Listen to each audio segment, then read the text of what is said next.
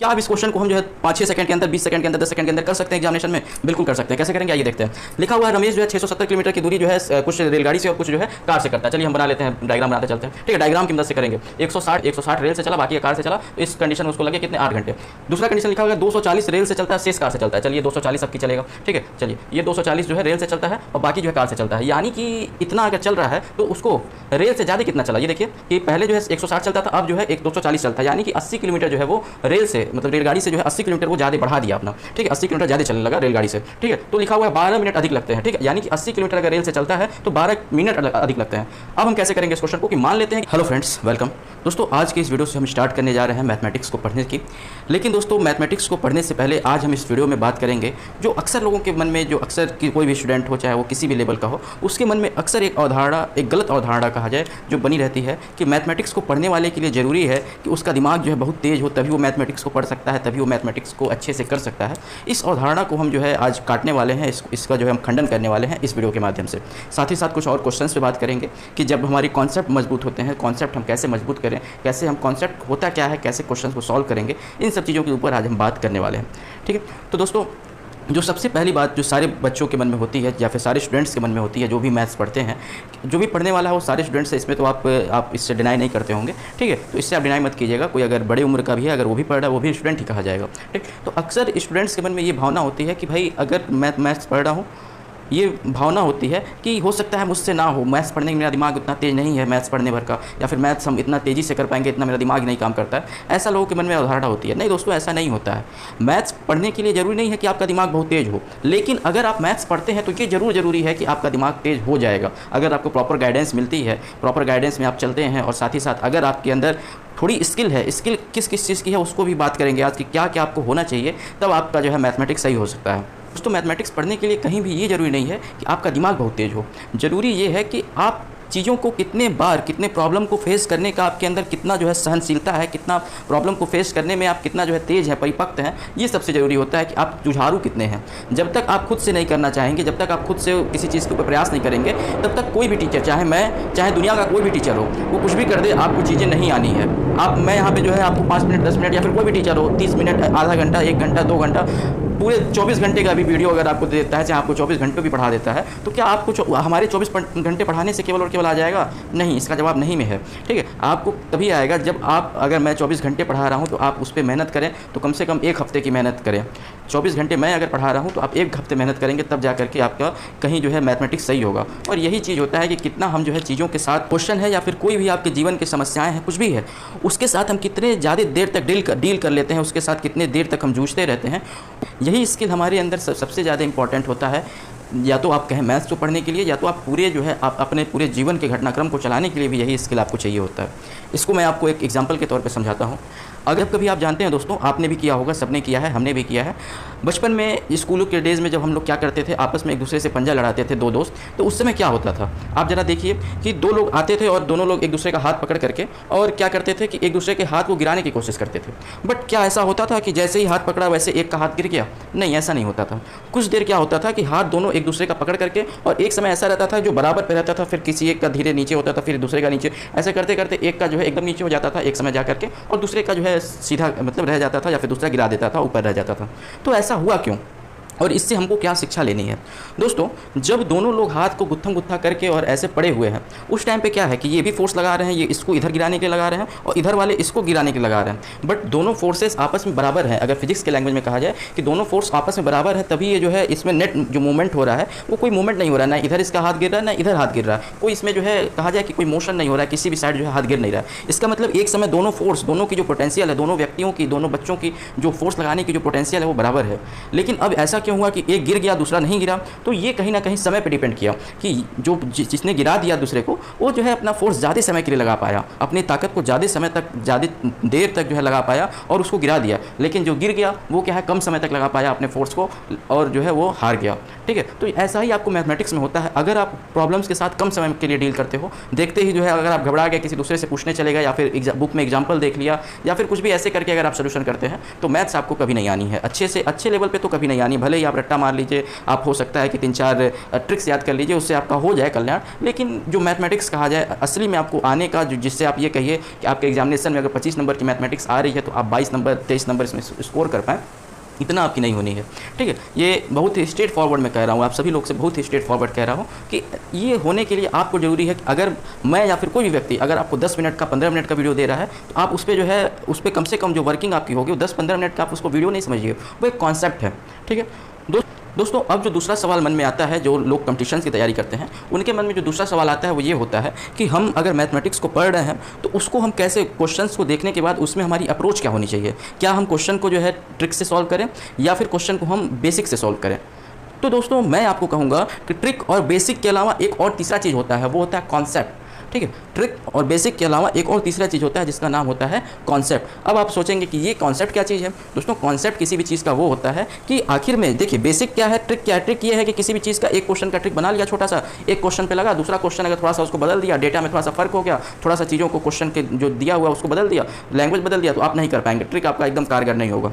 दूसरा चीज़ होता है बेसिक। बेसिक क्या होता है, जैसे आप शुरू में बचपन के दिनों में 10-11 में आप पढ़े होंगे कि किसी भी क्वेश्चन को करना है तो XYZ लेट करके या फिर जैसे भी आप पढ़े उस टाइप से, वो बेसिक है। लेकिन कॉन्सेप्ट क्या है कि जिसने उस फॉर्मूले को बनाया या फिर जो भी फॉर्मूला, जो क्वेश्चन को करने का जो पैटर्न है वो जिसने बनाया होगा, उसने क्या सोच करके बनाया, उस चीज़ों को अगर हम सोच लेते हैं तब हमारा वो कहेगा कॉन्सेप्ट। और वो अगर हम क्वेश्चन के अंदर डायरेक्ट अप्लाई करें तब हमारे क्वेश्चन इतने तेज़ लग जाएंगे कि आप जो है आपके अंदर खुद ही आपको लगेगा कि एक अभूतपूर्व बदलाव आ गया है। और यही मैं आपको देने की कोशिश करूंगा। लेकिन दोस्तों इसके लिए आपको भी हमारा साथ देना है। एक तरीके का मैं नया आंदोलन या फिर एक नया तरीके का रिवॉल्यूशन जो आप कहते हैं वो मैं स्टार्ट कर रहा हूं, और इस रिवॉल्यूशन में, क्रांति में आप लोगों का साथ चाहिए। आप लोग ज़्यादा से ज़्यादा मात्रा में हमारे वीडियोज़ को शेयर करें। अगर एक लोग अगर 10 लोगों को भी अगर शेयर कर देते हैं हमारी वीडियो, तो धीरे धीरे करते करते 10 में से 2 ही लोग अगर देखेंगे तो एक नंबर तैयार हो जाएगा। अच्छा लगेगा, हमें भी अच्छा लगेगा कि मैं आखिर में जो कर रहा हूँ उसमें लोग भी इंटरेस्ट ले रहे हैं और कर रहे हैं। दोस्तों थोड़ा सा मैंने बात किया कॉन्सेप्ट पे, बेसिक पे और आपके ट्रिक पे, तो इस पर हम थोड़ा सा हम बात कर लेते हैं। एक क्वेश्चन के जरिए आपको हम समझाने की कोशिश करते हैं कि ये चीज़ें क्या होती हैं और क्यों मैं ऐसा कह रहा हूँ कि कॉन्सेप्ट ज़रूरी होता है पढ़ना। इसके बारे में हम देख लेते हैं। तो दोस्तों अब इस चीज़ को समझने की कोशिश करते हैं एक क्वेश्चन के माध्यम से कि वास्तविक में कॉन्सेप्ट क्या होता है, बेसिक क्या होता है और ट्रिक में क्या अंतर होता है। ट्रिक मैं आपको नहीं बताऊंगा, ट्रिक आप ऑलरेडी जानते हैं, लेकिन जो आपका जो मेन चीज़ था कि कॉन्सेप्ट और बेसिक में क्या अंतर है उसको हम देखते हैं। दोस्तों यहाँ पर मैंने एक क्वेश्चन लिख रखा है और क्वेश्चन मैंने इधर उधर से नहीं लिया है, ना ही कहीं ऑप्शन अपने पर से सेट किया है। आप चाहें इस क्वेश्चन को अपने बुक में देख सकते हैं। अगर आपके पास RS अग्रवाल की बुक है, RS अग्रवाल की 2013 एडिशन, मेरे पास 2013 का एडिशन था, RS अग्रवाल के 2013 एडिशन के पेज नंबर 462, मतलब जो 17A एक्सरसाइज है, 17A एक्सरसाइज का क्वेश्चन नंबर 18 है ये। ठीक है, क्वेश्चन नंबर 18 है, पेज नंबर 462, आप देख लीजिएगा। ठीक है, कौन सा RS अग्रवाल आपका आप देखिएगा अगर तो ये 2013 एडिशन में देखिएगा। ठीक है, 2013 के एडिशन में 462 पेज नंबर क्वेश्चन नंबर 18 है। ठीक, अब इस क्वेश्चन को हम देखते हैं कैसे हम इसको सॉल्व करेंगे। लिखा हुआ है रमेश 460 किलोमीटर की दूरी कुछ दूर कार द्वारा और कुछ दूर रेलगाड़ी द्वारा तय करता है। यदि वह 160 किलोमीटर रेल से तथा शेष दूरी कार द्वारा करता है तो उसे 8 घंटे लगते हैं। यदि 240 रेल से करता है और शेष कार से तय करता है तो उसको 12 मिनट एक्स्ट्रा लगते हैं। ठीक है, मतलब कहने का मतलब ये है कि अगर 160 किलोमीटर अगर वो रेल से जा रहा है, टोटल इतना जाता है 700, उसको वो 240 किलोमीटर अगर ट्रेन से जाने लगे और बाकी का दूरी अगर कार से जाने लगे तो उसको जो है 12 मिनट एक्स्ट्रा लगते हैं। मतलब 8 से 12, मतलब 8 घंटा 12 मिनट लगता है। ठीक, तो आपको जो है इसका पता करना है कि रेलगाड़ी का और कार का औसत चाल क्या होगा। ठीक है, यही यहाँ पे मैंने इंग्लिश में लिख रखा है इसको, जिसको हिंदी नहीं आती वो इंग्लिश में भी देख सकता है। ठीक है, अब दोस्तों इस क्वेश्चन को करने के लिए अगर किसी भी बुक में आप देख लीजिएगा, कोई भी बुक उठा लीजिए, कोई भी आप टीचर को देख लीजिएगा, सभी लोग, ज़्यादातर लोग जो है इसमें 2 इक्वेशन को फॉर्म करते हैं। यहाँ पे मैंने ऑलरेडी लिख रखा है, आप सोल्यूशन देख भी सकते हैं। क्वेश्चन नंबर 18 का RS अग्रवाल में यही सोल्यूशन आपको मिलेगा, यही सेम टू सेम। हालांकि मैंने अब इसको छोटा किया हुआ है, कई सारे स्टेप को मैंने काटा हुआ है क्योंकि बहुत लंबा हो जाता है। ठीक है, मेनली आपको एग्जाम में अगर आप करेंगे तो आप यहीं पर फंस जाएंगे, कैसे भी इसको इक्वेशन फॉर्म करें और कैसे इक्वेशन को सॉल्व करें। यहाँ पे 2 इक्वेशन बना हुआ है, इसी 2 इक्वेशन में आप लोग फंस जाएंगे और क्वेश्चन को छोड़ करके आ जाएंगे। ठीक, तो ये है इसको बेसिक करने का तरीका। लेकिन अब हम देखते हैं अगर हमारे कॉन्सेप्ट मजबूत हैं तो कॉन्सेप्ट के बेसिस पे हम इसको कैसे करेंगे। इसको मैं रफ कर देता हूँ, आप लोग देख लीजिएगा।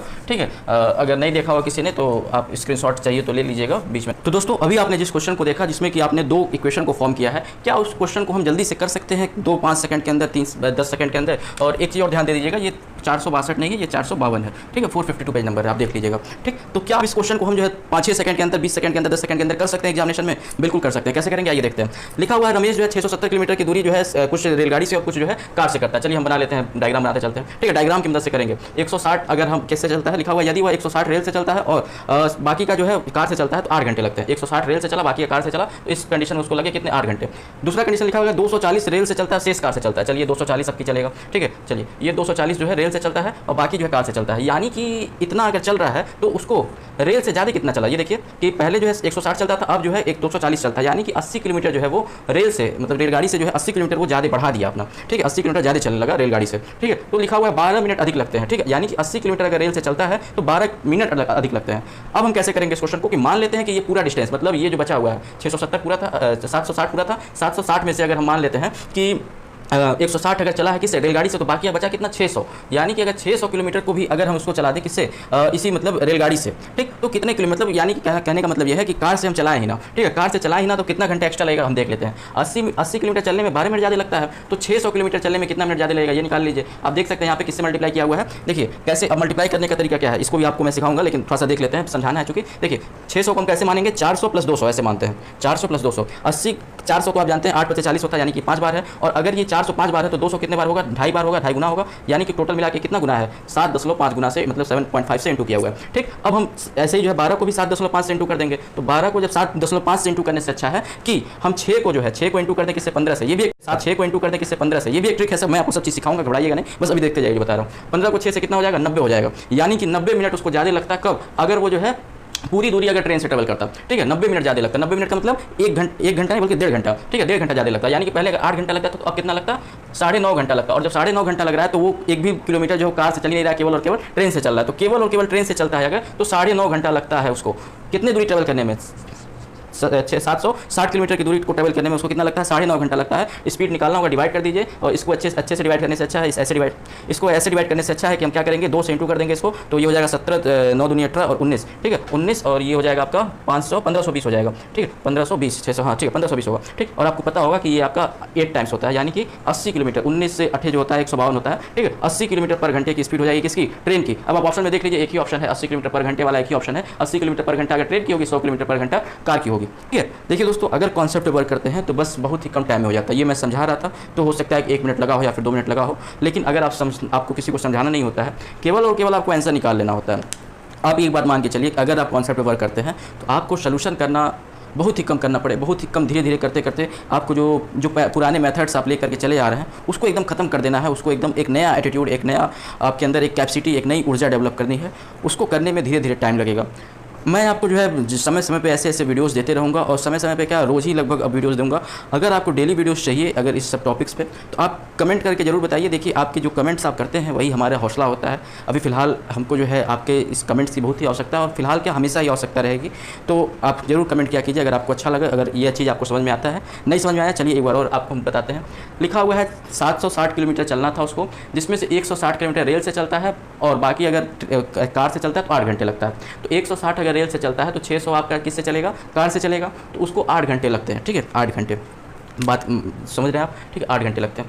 अब उसमें क्या किया कि 160 को 240 कर दिया, तब इसका जो है फासला आ गया 12 मिनट एक्स्ट्रा लगने लगा। यानी कि ये जो 80 किलोमीटर, पहले 160 चलता था, 240 चल रहा है, यानी कि जब वो 80 किलोमीटर रेलगाड़ी से ज़्यादा चलने लगा तो उसको 12 मिनट ज़्यादा लगने लगा।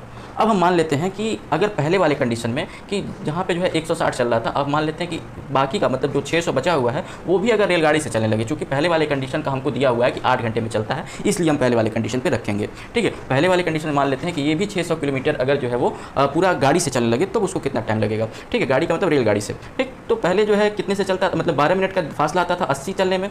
अगर वो पूरा 600 किलोमीटर अगर जो बचा हुआ है वो भी अगर बाइक उससे चलने लगे, रेलगाड़ी से चलने लगे, तो कितने देर का फासला आएगा? देखिए 7.5 से मल्टीप्लाई किया हुआ है, 80 को 600 करने के लिए 7.5 से मल्टीप्लाई करना पड़ेगा। ऐसे ही 12 को किससे मल्टीप्लाई करें तो 7.5 से मल्टीप्लाई कर देना होगा। ये 15 आपका जो है एक कॉन्सेप्ट होता है, रेशियो का कॉन्सेप्ट है, इसको मैं आपको बताऊँगा, ठीक है। तो इसको जब करेंगे तो 90 मिनट, यानी कि 90 मिनट ज़्यादा लगते थे अगर वो केवल और केवल रेल से चलता है तब, यानी कि 90 मिनट का मतलब 1.5 घंटा, 8 में 1.5 घंटा जोड़ देंगे 9.5 घंटे लगते थे अगर केवल और केवल रेलगाड़ी से चलता है तो।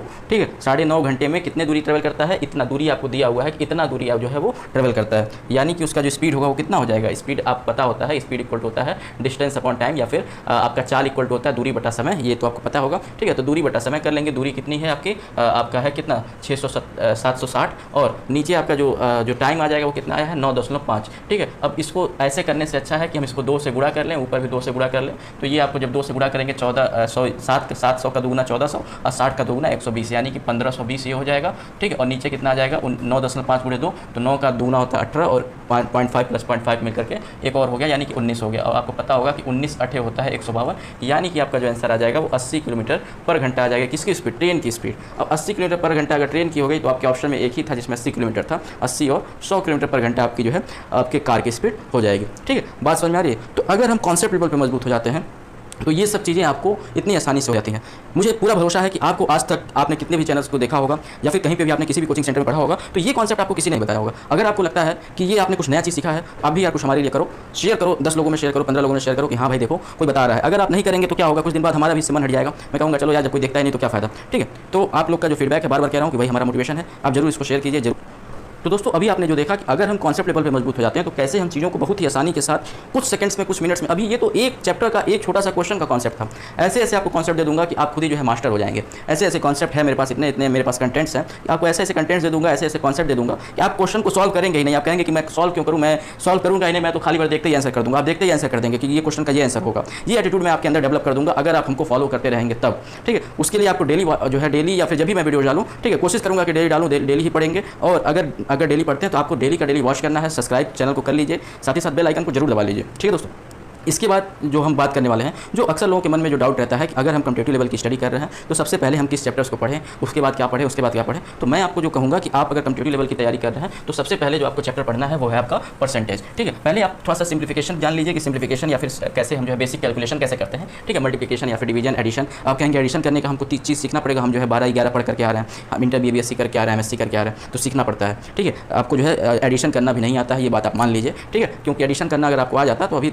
आपका निकल जाता है, इस बात को आप मान के चलिए। हमें भी नहीं आता था, हमने भी सीखना पड़ता है। तो सबसे पहले आप बेसिक कैलकुलेशंस आपको थोड़ा सा जानने हैं। ठीक, उसके बाद आपको जो नेक्स्ट चैप्टर होगा वो आप परसेंटेज पढ़िए। ठीक है, परसेंटेज पढ़िए। उसके बाद परसेंटेज के बाद आप जो पढ़ेंगे वो होगा आपका रेशियो प्रोपोर्शन आप पढ़िए। फिर आप प्रॉब्लम बेस्ड ऑन एजेस पढ़िए, आयु से संबंधित प्रश्न जो आपके होते हैं। ठीक है, एजेस वाले प्रश्न जो आपके होते हैं, एजेस वाले या फिर आयु से संबंधित प्रश्न जो होते हैं उसको पढ़िए। ऐसा मैं क्यों कह रहा हूँ, पहले आपका बेसिक कैलकुलेशन आप पढ़ लेंगे, आपको कैलकुलेट करना आ जाएगा। परसेंटेज और रेशियो के दो ये एक ऐसे कॉन्सेप्ट हैं जो पूरे आपके मैथमेटिक्स में यूज होते हैं, तो इसको आपको सबसे पहले पढ़ना पड़ेगा। प्रॉब्लम बेस्ड ऑन एजेस अगर आप पढ़ लेते हैं तो बहुत से लोगों की डाउट होती है कि क्वेश्चन को पढ़ते हैं और समझ ही नहीं पाते हैं क्वेश्चन क्या कह रहा है। तो अगर आप प्रॉब्लम बेस्ड ऑन एजेस को अच्छे से पढ़ लेते हैं, उसको करने सीख जाते हैं, तो आपका जो है ये समस्या आपकी दूर हो जाएगी। और एग्जामिनेशन में आपके अक्सर करके जो है ऐसे ही जो आपके वर्ड्स प्रॉब्लम जिसको कहते हैं, जो आप लिखे हुए क्वेश्चन होते हैं बड़े बड़े, ठीक है, वो आते हैं। ठीक, प्रॉब्लम बेस्ड ऑन एजेस कीजिए। उसके बाद आप प्रॉफिट लॉस कर सकते हैं या फिर प्रॉब्लम बेस्ड ऑन नंबर कर सकते हैं, और उसके बाद आप जो चाहें, जो भी आप टॉपिक चाहें उसको आप अपना कंप्लीट कर सकते हैं। बट शुरुआत में ये 5 टॉपिक आपको कर ले मैं आपको, और इसी बेसिस पर दोस्तों मैं आपको पढ़ाऊंगा।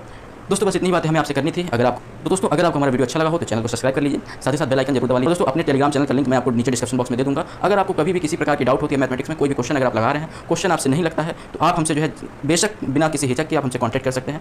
साथ ही साथ दोस्तों मैं आपको एक चीज़ और सलाह दूंगा, आप जब भी क्वेश्चन लगा रहे हैं तो आप कभी मॉडल पेपर के क्वेश्चन को अवॉइड कीजिए। जो क्वेश्चन कभी मॉडल टेस्ट पेपर में उनको कहीं से भी क्वेश्चन देना है, वो अनायास कोई भी चीज़ें आपकी भर देते हैं। ठीक है, उसको अवॉइड कीजिए। आप किसी एक प्रमाणिक बुक को उठाइए, RS अग्रवाल सबसे अच्छी है। उसके बाद भी अगर आपको करना, कई सारी और भी बुक्स हैं जो प्रमाणिक है, SD यादव है, और भी कई सारे हैं। ठीक है, आप किसी एक प्रमाणिक बुक को उठाइए, फालतू की चीज़ों को मत पढ़िए, फालतू की चीज़ों को मत लगाइए। ठीक है, एक डायरेक्शन में पढ़िए और पहले एक किसी बुक को समाप्त कर लीजिए, तभी आप दूसरे बुक के ऊपर एक